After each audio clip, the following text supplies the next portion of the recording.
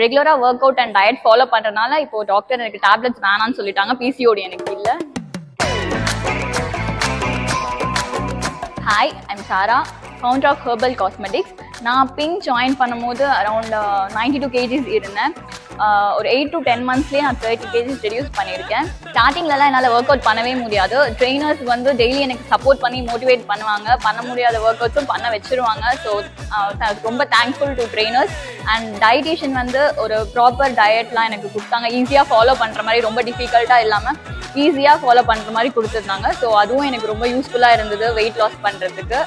எனக்கு வந்து PCOD problem இருந்தது. நான் வந்து நிறைய டேப்லெட்ஸ் எடுத்துகிட்டு இருந்தேன், ட்ரீட்மெண்ட்டில் இருந்தேன்.